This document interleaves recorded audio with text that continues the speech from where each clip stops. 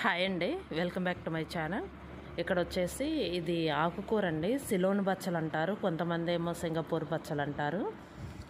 బచ్చలాకు టైప్ అనమాట, పొడవుగా ఉంటుంది.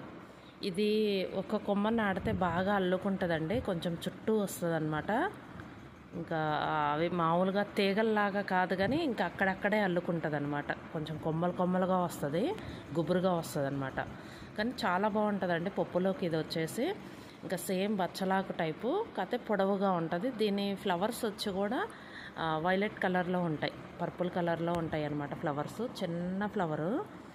ఇది వచ్చేసి పొన్నగంటాకు అంటారు కదా, అదే ఇదైతే గనుపు గనుపు ఉంటుందండి. ఇక మనము నాటుకోవాలన్నా గనుపులుగా ఉంటుంది, నాటుకోవాలన్నా నాటుకోవచ్చు, ఈజీగా వచ్చేస్తుంది. ఇది పొన్నగంటాకు, ఇది కూడా బచ్చలాకు టైపే, బాగా సన్నగా ఉంటుంది, కాకపోతే బాగుంటుంది. చలువ అంటారు ఇది, ఈ ఆకు వచ్చేసి చలువ అంటారు. ఇది వచ్చేసి మామూలు బచ్చలాకు ఉంది కదా, బాగా తీగలుగా అల్లుకుంటుంది కదా, ఇంతకుముందు వీడియోలో పెట్టాను.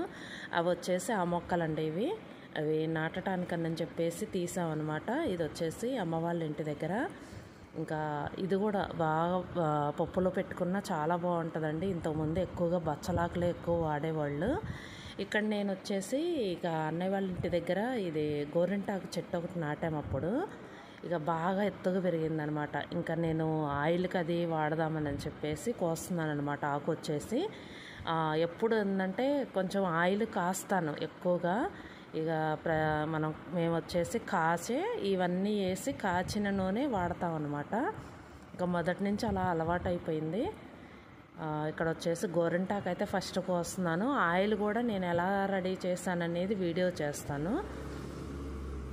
ఇక్కడ వచ్చేసి ఇంకా ఆయిల్కే కోస్తున్నాను అనమాట. గోరింటాకు వచ్చేసి బాగా వచ్చిందండి, ఆకు వచ్చేసి బాగా ఎత్తుగా పెరిగిందనమాట. ఇది మొత్తం అదే. ఇంకా కొమ్మలు అప్పుడప్పుడు కొంచెం తుంచుతూ ఉండేవాళ్ళు. ఇక తుంచిన ఏంటంటే ఎప్పటికప్పుడు కొమ్మలు తుంచుతూ ఉంటే మళ్ళీ చిగురు వస్తూ ఉంటుందండి, ఫ్రెష్ ఆకు వస్తుంటుంది. అందుకే అప్పుడప్పుడు కొమ్మలు తుంచుతూ ఉండాలి.